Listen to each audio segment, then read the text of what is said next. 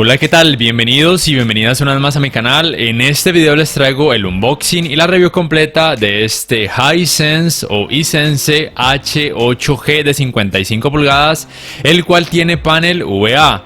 Cabe destacar que aquí en Colombia no se consigue, por ende lo tuve que comprar por medio de un vendedor independiente y por un costo muy elevado de 3.150.000 pesos, que al cambio vienen a ser a día de hoy aproximadamente $900.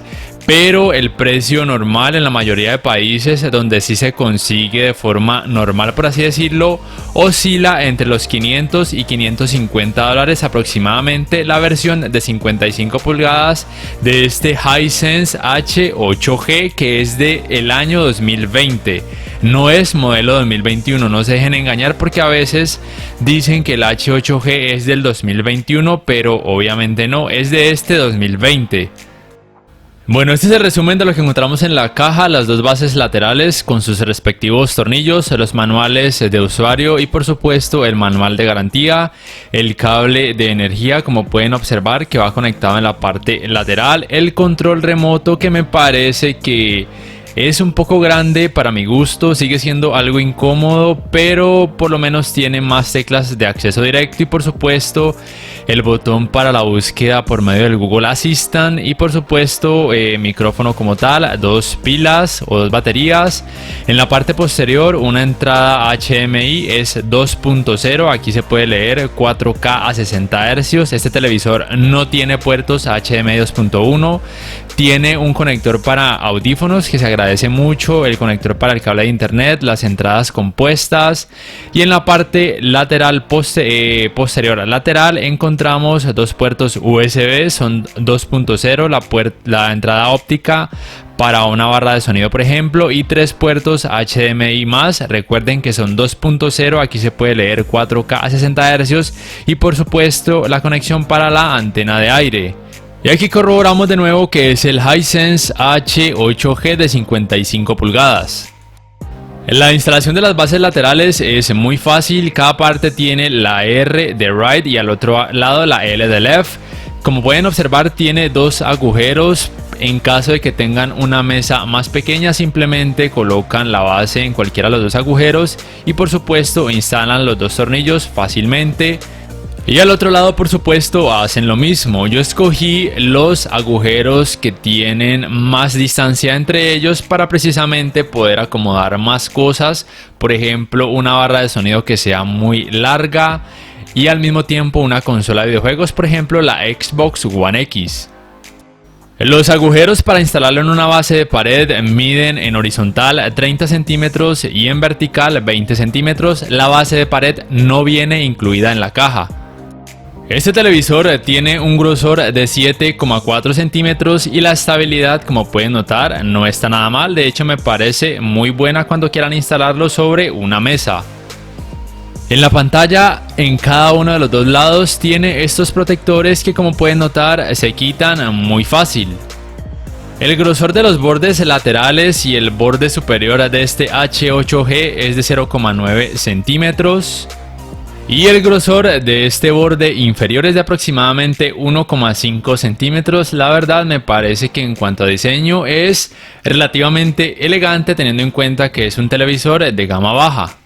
Bueno, como ya les había mencionado antes, este es el control remoto, que a mí personalmente me sigue pareciendo muy grande y algo incómodo, como pueden notar, sobre todo para una persona que tiene manos pequeñas.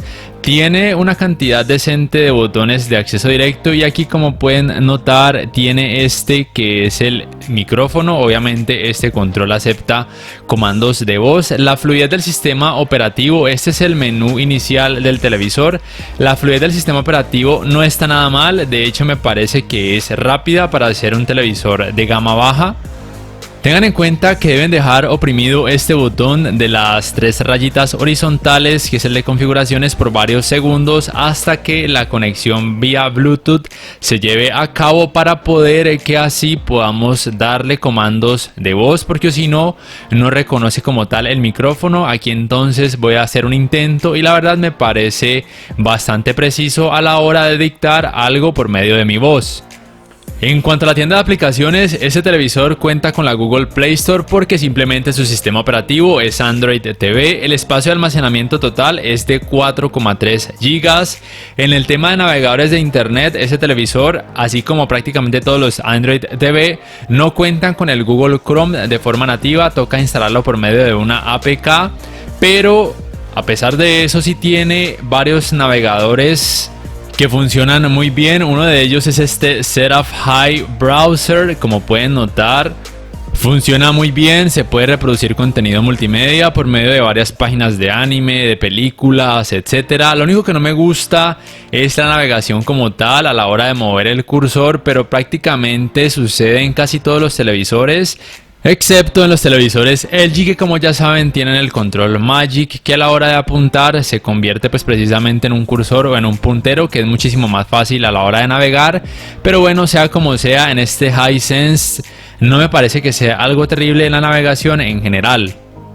La función de compartir pantalla o screen mirroring es posible. Yo la hago por medio de la aplicación Google Home, que me parece lo más fácil en este tipo de televisores, pero también pueden descargar una aplicación directamente en la Google Play Store del televisor y también en sus smartphones, si así lo quieren. Pero como les digo, yo prefiero hacerlo por medio de esta aplicación Google Home. Lo que no permite este televisor, como pueden notar, es el Picture in Picture. Solamente permite transmitir la pantalla del teléfono móvil. Pero lo que no me gustó es que es muy retrasado lo que hacemos en nuestro celular, y el tiempo en que demora en representarse en pantalla, como pueden notar, es de 3, 4, a veces hasta 8 segundos. La verdad no sé por qué, no es culpa del internet, porque obviamente ambos están conectados a la misma red Wi-Fi, que es de 5 GHz, que tiene 200 megas, así que no creo que sea problema del internet, porque de hecho ya hice también la prueba con el Sony X900H. Si ya pudieron observar la review, se dieron cuenta que era muy rápido el tiempo en que tardaba en mostrar en pantalla del televisor lo que hacíamos en nuestro teléfono celular, pero la verdad es que aquí se demora una eternidad, entre comillas. La verdad, eso no me gustó. Bueno, vamos ahora sí con la review en cuanto a calidad de imagen, empezando primero por la uniformidad de los colores negros y todos los problemas de clouding, blooming o resplandores en las esquinas que este televisor puede llegar a tener. Como pueden notar, cuando se apaga el local dimming o atenuación local, o mejor dicho, cuando se desactiva totalmente, se observan resplandores en las esquinas y demasiado clouding. Cabe destacar que este televisor tiene retroiluminación Full Array y la ya mencionada o el ya mencionado local dimming o atenuación local. Lo que yo recomiendo es en cada modo de imagen colocar la atenuación local en medio o en alto. Al colocarla en bajo mejora notablemente también el tema de la uniformidad de los colores negros, se decrece bastante los resplandores en las esquinas y el tema del clouding, pero se ve mucho mejor cuando colocamos la atenuación local o local dimming en medio o en alto. El tema del clouding decrece considerablemente, pero el blooming aumenta un poco en algunas partes. Sin embargo, me parece que lo mejor es precisamente el local dimming, dejarlo en medio o en alto para que el clouding decrezca considerablemente y también los molestos resplandores en las esquinas, como están pudiendo observar. Es importante mencionar que los resplandores en las esquinas con la atenuación local apagada se notan más cuando el contenido tiene HDR. Este demo precisamente tiene HDR o alto rango dinámico. Ya en SDR o rango dinámico estándar, los resplandores en las esquinas no son tan notorios o son prácticamente imperceptibles a la hora de colocar la atenuación local en apagado, pero cuando la colocamos en apagado sí que, si bien se nota más claridad en la escena, esto es precisamente por el efecto clouding o de nubosidad. Ya están ustedes si les gusta o no. La verdad, a mí no me gusta este efecto, por ende por lo menos la atenuación local debería estar en bajo o lo mejor en medio o en alto. Como pueden notar, la uniformidad de los colores negros mejora notablemente, no hay problemas de clouding notorios. Esto varía un poco de acuerdo a cada modo de imagen, como están pudiendo observar. Pero vuelvo y les repito, sea como sea, lo que yo recomiendo es dejar la atenuación local ya sea en medio o en alto. Es importante mencionar que este Hisense H8G no tiene un gran contraste, es por lo menos decente. La relación de contraste nativa es de 4511:1 y con el local dimming en alto es de 4995:1, y recuerden que tiene retroiluminación Full Array. y que los problemas de clouding decrecen considerablemente al colocar el local dimming o atenuación local en medio o en alto. En cuanto a la cantidad de brillo, hay algo de polémica entre comillas, porque en rtings.com se dice que el pico de brillo en HDR es de 452 nits, mientras que en la caja de este televisor se dice que es de 700 nits. Sea como sea, la verdad es que al colocar el brillo a su máxima capacidad, lo único que van a lograr es que la imagen luzca demasiado clara, excesivamente brillante, y yo les digo que se va a ver muy feo. De hecho, empieza a verse muy opaco. Por esta razón, se lo repito por quién sabe cuántenésima vez, lo digo en todos los videos, lo más importante es el contraste para una buena experiencia HDR. Al aumentar el brillo, como pueden notar claramente, pues se ve más claro, valga la redundancia, pero eso no quiere decir que se vea mejor. De hecho, como ya les dije, se ve muy opaco, se ve muy feo. Lo que yo entonces recomiendo es dejar el brillo como viene de fábrica en cada uno de los modos de imagen, y si quieren mejor, incrementen el contraste para que la experiencia HDR, desde mi punto de vista, sea mejor en términos de hacer todo más realista, como si los personajes y las formas quisieran salirse de la pantalla. Pero por lo menos para quienes sean amantes del brillo y de la claridad excesiva, sin importar que la imagen luzca opaca, ya saben que este Hisense, al ser de gama baja, tiene un brillo decente. En rtings.com dicen que 452 nits en HDR y en la caja dice 700 nits. La verdad no lo sé, lastimosamente no tengo dispositivos para poder corroborar esto. Y en SDR o rango dinámico estándar de 454 nits.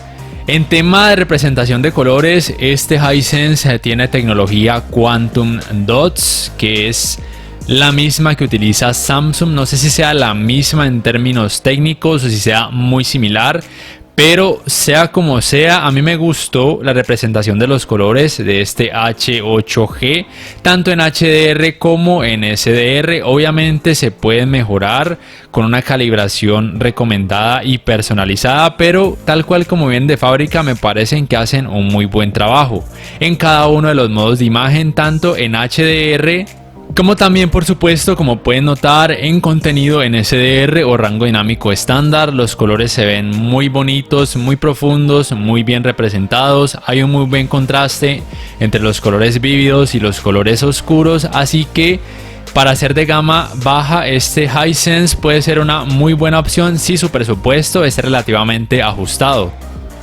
Pero en temas de escalado de imagen tienen que entender que ni este televisor 4K, ni ningún otro 4K, ni 8K va a hacer maravillas en contenido de baja resolución. En 480p se nota mucha pixelación, es muy molesto, pero sucede en prácticamente todos los televisores, aún en algunos de gamas altas. En contenido 720p o HD también se nota algo de pixelación, pero por lo menos es más tolerable, y ya es a partir de 1080p o Full HD donde el escalado de imagen en este televisor es muy bueno. El contenido parece que tuviera un poquito más de resolución. A partir de 1440p es genial, parece como si fuera 4K nativo, y en 4K nativo por supuesto puede reproducir contenido en SDR y en HDR sin problema alguno a través de aplicaciones de streaming, de consolas de videojuegos, o por si sus operadores se les ofrecen servicio de canales en 4K a través de decodificadores de cable.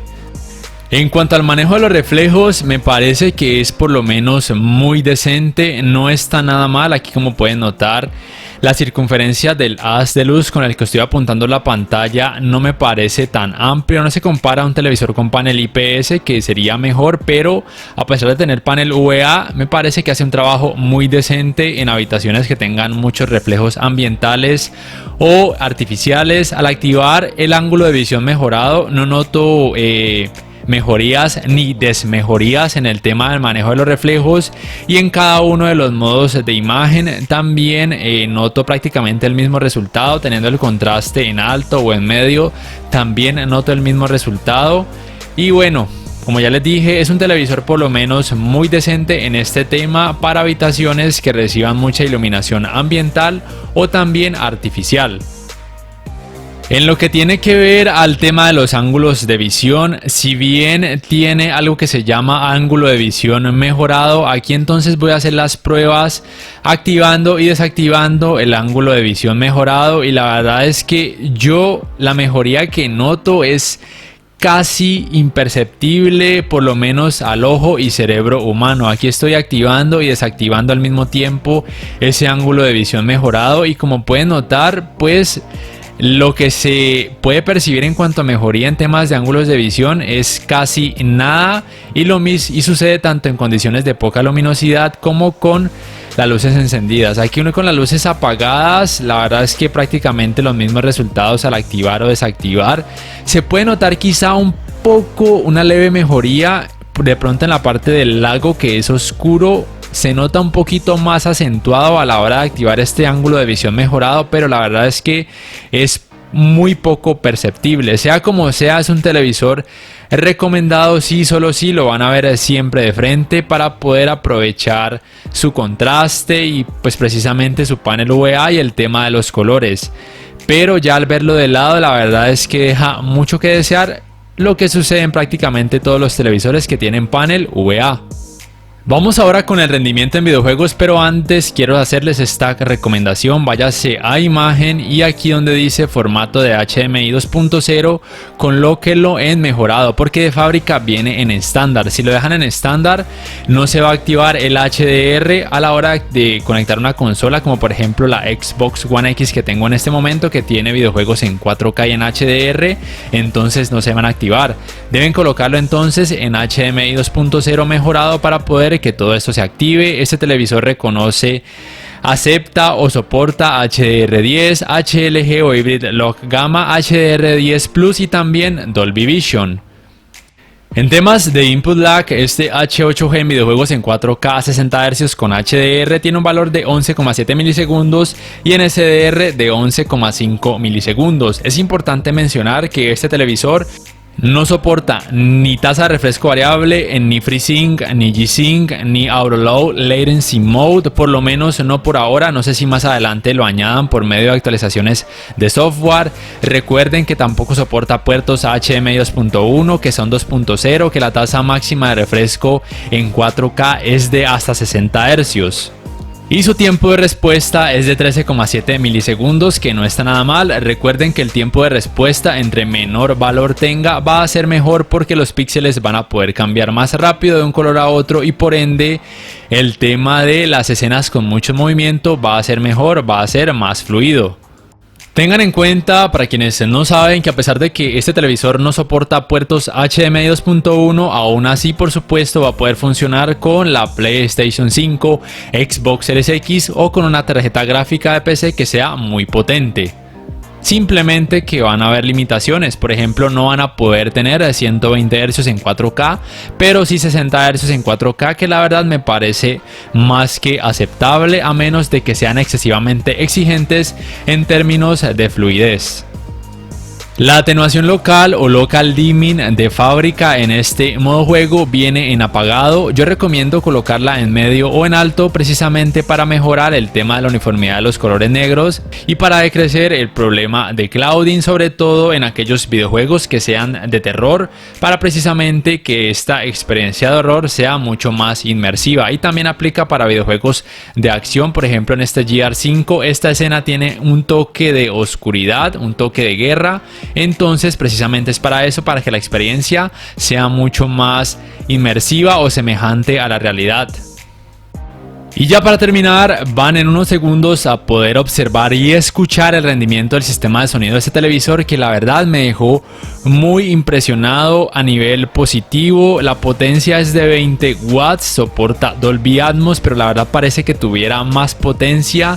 Me gustó mucho que el Dolby Atmos se pudiera activar sin necesidad de conectar una entrada HDMI, es decir, que a través de una aplicación de streaming también se puede, que es algo que de pronto en otros televisores no se puede.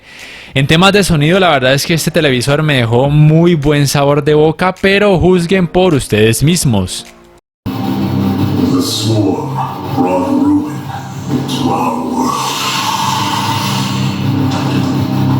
Our proud people became refugees.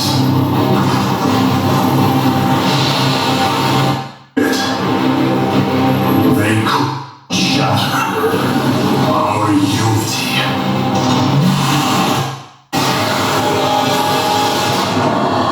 For we are bound by